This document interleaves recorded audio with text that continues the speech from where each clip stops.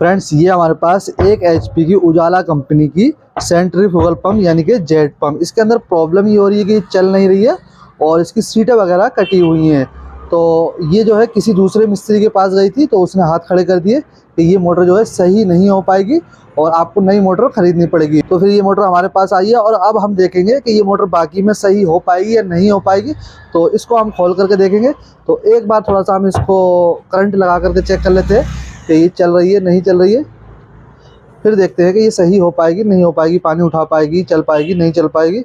ये हमने सीरीज से पहले हम अर्थिंग चेक करेंगे सबसे पहले, और यहाँ से हमने इसको डायरेक्ट कर दिया है और ये सप्लाई तो हो रही ले रही है लेकिन ये चल नहीं रही है। तो अब हम इसको खोल करके चेक करेंगे। तो इसको खोल लेते हैं। ऐसा क्या हो गया कि ये मोटर सही नहीं हो पाएगी, देखते हैं हम। ये हमने खोल दिया, इसको हम ज़मीन में इस तरह से पटक देते हैं। तो ये हमने खोल दी है और मोटर ये रही। तो बाइंडिंग तो लगभग ठीक है लेकिन हीटअप जैसी हो रही है। देखने वाली बात ये रहेगी कि पंप के अंदर क्या कमी है। तो इसको हम फिलहाल एक साइड रख देते हैं और पंप चेक करते हैं। तो ये जो सीट है बहुत ही ज़्यादा लूज है। ये रगड़ खा के चलिए। क्यों रगड़ खा के चलिए? क्योंकि ये जो है सीट कटी हुई है। तो हमें इसकी सीट भी सही करानी पड़ेगी, लेकिन पहले इसको खोल करके चेक करेंगे। तो ये सेलो पंप है, इसकी सेटिंग थोड़ी टिपिकल होती है।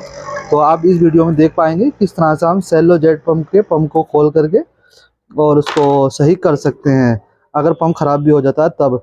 फिलहाल यहाँ पर प्रॉब्लम इस वाली सीट में हमें दिखाई दे रही है। जैसे बिना निशान के हम इसको फिट कर सकते हैं, लेकिन निशान लगा लेंगे तो थोड़ी प्रॉब्लम नहीं आएगी। और अब हम पंप को खोलेंगे। यहाँ पर नट लगा लेते हैं और इसको पीछे ठोकेंगे।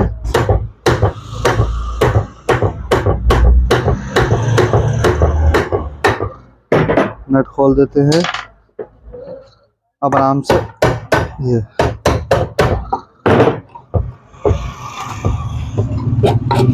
ओहो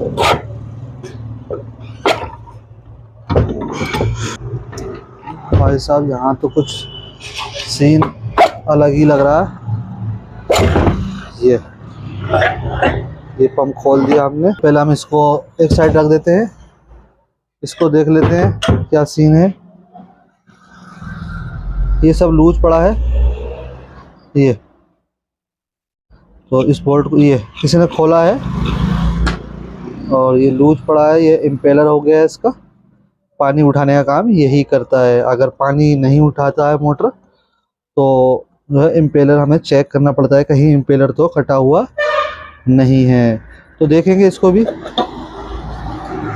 तो ये जो सीट है इम्पेलर की, यहाँ से अगर ये कट जाती है ज़्यादा तब मोटर पानी नहीं उठाती है। मोटर चलती है पानी नहीं उठाती है, तो ये चीज़ कट जाती है। फिलहाल यहाँ पर ये कटी हुई नहीं है, हल्का सा जो सीट कटी है उस वजह से यहाँ पर हल्का सा ये इसकी जो डस्ट है वो यहाँ से हट गई है सीट कटने की वजह से। और इसकी सील जो है,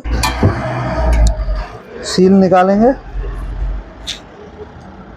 सील तो फिलहाल हमें नई डालनी ही पड़ेगी।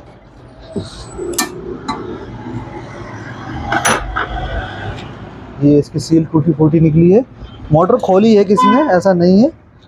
तो इसको बाहर निकालेंगे, नहीं निकल रहा है तो क्या करेंगे, यहाँ पर हम ये नट लगा लेंगे। नट लगाने के बाद ही यहाँ पर चोट मारेंगे। तो चल गया ये।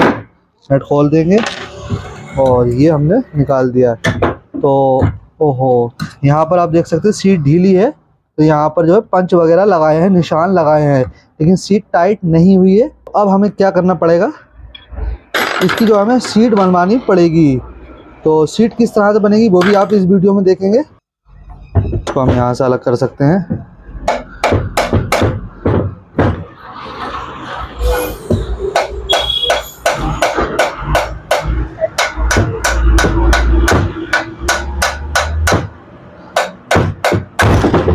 तो अब कुछ नहीं बचा, ये टीन का डब्बा बचा है, स्टील का है। तो अब हमें क्या करना होगा, इसकी सीट बनवानी होगी इसके साइज से, क्योंकि यहाँ पर आप देख सकते हैं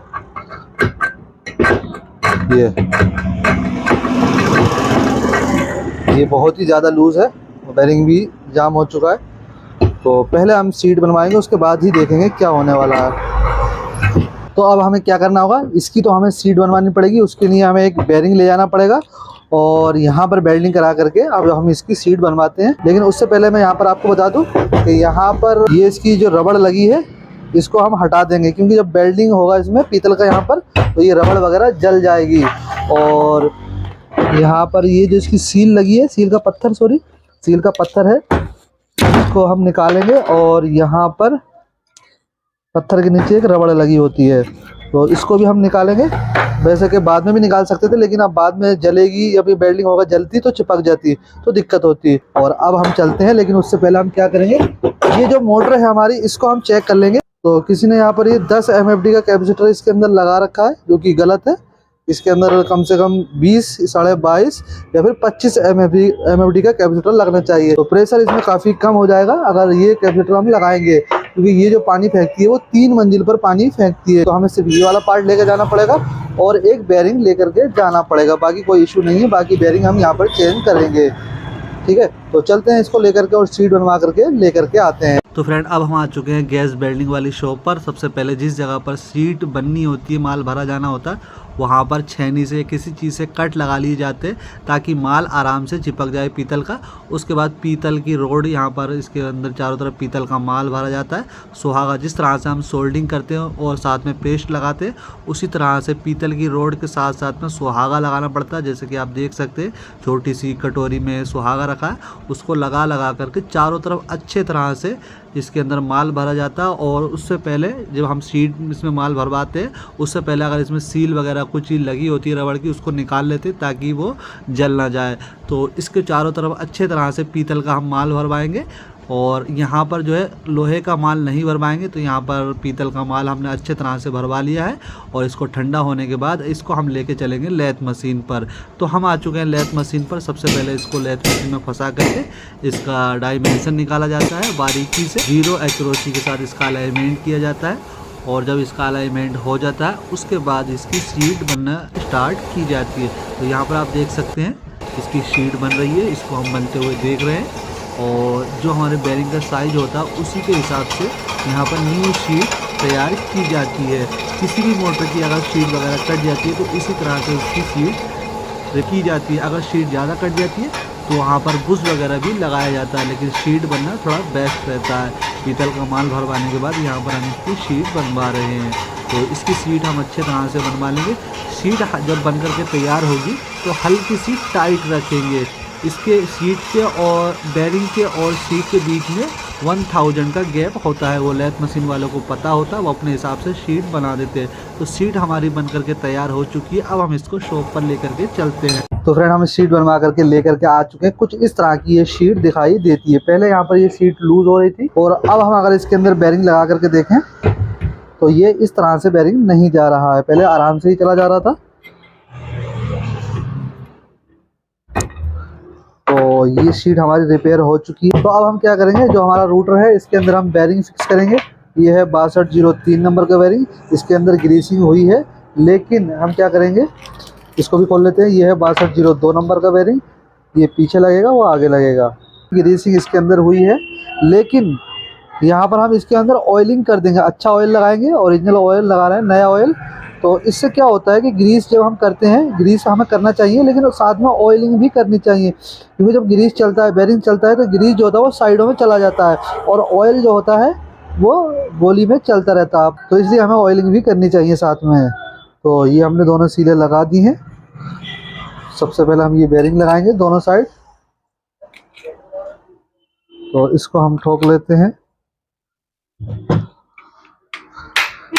तो दोनों बेरिंग हमने लगा दिए हैं। अब हम क्या करेंगे, इसको हम इसके अंदर लगाएंगे। तो उससे पहले हम यहाँ पर सील लगाएंगे। तो यहाँ पर थोड़ा सा इसको साफ कर लेते हैं, और इसके अंदर हम 12 mm की सील लगाएंगे, क्योंकि पुरानी सील जो थी इसके अंदर 12 mm की ही निकली थी। तो ये 12 mm की बेलो सील है। ये 3 टाइप की आती है, ओपन सील, क्लोज सील और वेलो सील। यहाँ पर आप देख सकते हैं ओपन, क्लोज, बेलो। तो ये 12 mm की बेलो सील है। तो सबसे पहले हम इसका पत्थर लगाएंगे। अगर आपको ये पता नहीं है कितने mm की सील इसके अंदर निकली है, तो जो इसका पत्थर है पुराना पत्थर से नए पत्थर को मैच कर लेंगे, साइज बराबर है अंदर बाहर का। तो सबसे पहले हम यहाँ पर ग्रीस लगाएंगे और थोड़ा सा ग्रीस हम यहाँ पर भी लगा देंगे। ये जो कॉलर वाला सिरा जिसके अंदर बीच में कॉलर बनी है, ये सिरा यहाँ आएगा अंदर, ठीक है। तो ये फ्लैट वाला सिरा जिस पर कोई निशान नहीं, ये ऊपर रहेगा, ठीक है। यहाँ पर हम ग्रीसिंग कर लेंगे इस पर, इसको गीला कर देंगे, ठीक है। इसको हम यहाँ पर लगाएंगे।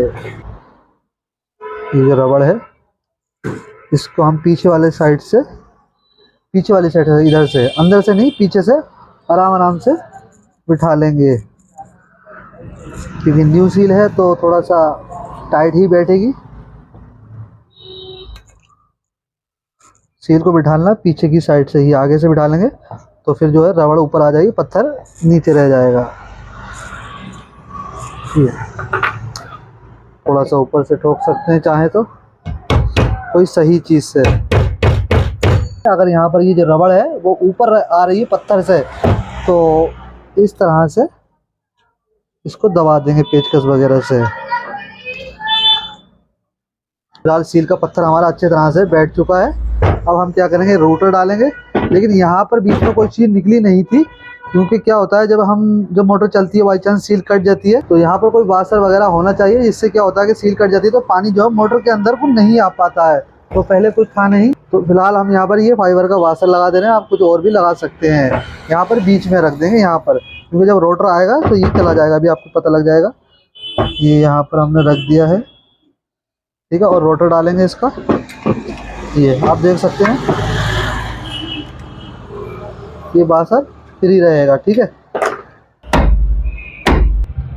तो इसको हमने नीचे रख करके ठोक दिया अच्छी तरह से, और जो हमने वाशर डाला है वो ये है। जो हमारी सील है इस पर हम ग्रीसिंग करेंगे, पत्थर पर कर देंगे हल्की सी, इसको हम सील को लगाएंगे।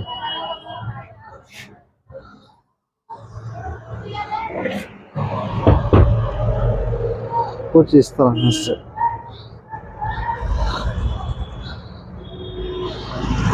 सील लग चुकी है। ये जो है सील के बाद थोड़ा सा यहाँ पर कॉलर बची हुई है, तो इधर देखेंगे यहाँ पर अंदर कॉलर बनी हुई नहीं है, तो उस कंडीशन में हम क्या करेंगे, यहाँ पर कोई वाशर लगाएंगे हम, ठीक है। हाँ अब ठीक है, वो बराबर सेंटर आ गया है। और अगर नहीं भी लगाएंगे तो सील थोड़ी पीछे को आ जाती है। लाल लगा दिया है हमने, और ऊपर से इम्पेलर लगा देंगे।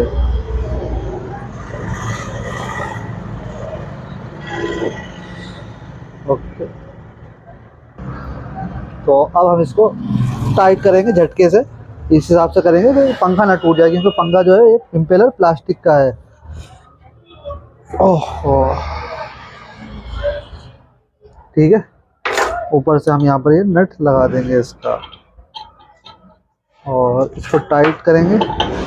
इस तरह से ये टाइट नहीं हो पाएगा, इसका तरीका ये होगा टाइट करने का, यहाँ से पकड़ लेंगे बाग में अच्छी तरह से हाथ से, और यहाँ से इस तरह से चाबी दूर जाएगी, लेकिन दोबारा से इसी तरह से करेंगे, फिर चाबी गिरेगी। इसी तरह से 1-2 बार ज़रूर करेंगे।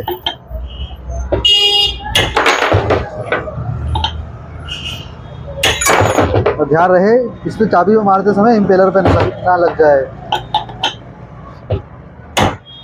ठीक है।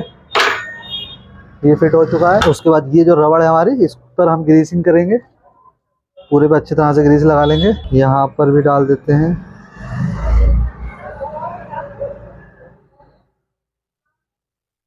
और उसके बाद ये रबड़ यहाँ पर लगा देंगे। और अब बारी है इसका कवर फिट करने की। यहाँ पर 2 निशान लगे हैं हमारे, और 2 निशान ये लगे हैं, तो सेंटर में लगा लेंगे इसको।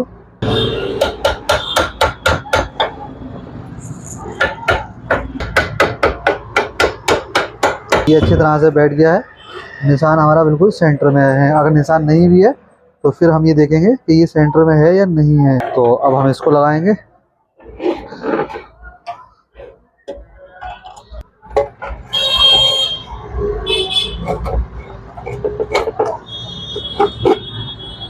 ये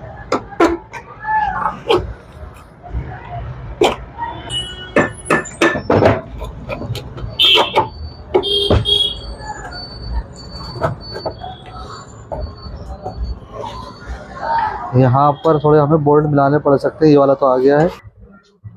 तो फ्रेंड पंप तो हमारा रेडी हो चुका है एकदम टनाटन, कोई दिक्कत नहीं है। और अब हम इसकी मोटर भी फिट कर लेते हैं। तो फ्रेंड मोटर हमारी रेडी हो चुकी है। अब हम मोटर को चला करके चेक करेंगे। पाइप हमने यहाँ पर लगा दिया टेप लगा करके। तो अब हम इसको ऑन करते हैं। लीडें हमने इसकी चेंज कर दी हैं, पुरानी लीडें ठीक नहीं लग रही थी तो लीडें भी हमने इसकी न्यू लगा दी हैं। तो अब हम इसको ऑन करके देखेंगे प्रेशर है नहीं है। और यहाँ से वहाँ तक की जो दूरी है वो 2 मीटर है। फिलहाल ये आधा मीटर की दूरी है। तो बाइक का जो टायर है वो लगभग 2.5-3 मीटर है। तो देखते हैं बाइक तक हमारा जो है प्रेशर इसका जा पाता नहीं। और पानी थोड़ा कम है बाल्टी में, आधी बाल्टी। तो देखते हैं इसमें क्या होता है। तो देख सकते हैं आप प्रेशर कितना बेहतरीन आ रहा है इसमें। और पानी ख़त्म हो चुका है। तो बाल्टी में पानी ख़त्म हो गया था, दोबारा से मैं भर करके ले आया। पाइप बिल्कुल खाली है। देखते हैं कितनी देर में आप उठा पाएगी। ठीक है, पहले तो अपने पाइप में पानी भर लिया था, लेकिन अब देखते हैं कितना प्रेशर रहता है। और थोड़ा इधर कर देता हूँ। तो मोटर को स्टार्ट करते हैं दोबारा से। 1 2 3। तो क्या सीन रहता है।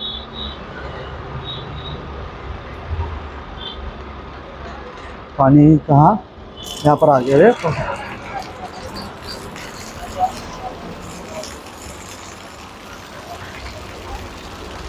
प्रेशर इसका फैल रहा है, वैसे प्रेशर बेहतरीन है, बढ़िया एकदम मस्त। तो इस तरह से आप पंप रिपेयर कर सकते हैं। अगर बेरिंग की शीट वगैरह खराब है तो उसको रिपेयर कर सकते हैं। इतनी छोटी सी कमी की वजह से, सिर्फ एक शीट रिपेयरिंग की वजह से दूसरे मिस्त्री ने इसको खराब बता दिया कि ये मोटर सही नहीं हो पाएगी, आपको दूसरी खरीदनी पड़ेगी। तो फिलहाल हमने ये शीट बना करके और इसको एकदम बेहतरीन कर दिया है। तो अगर आपको वीडियो पसंद है तो वीडियो को लाइक, चैनल को सब्सक्राइब जरूर करें ताकि आपको और भी बेहतरीन वीडियो देखने को मिलती रहे।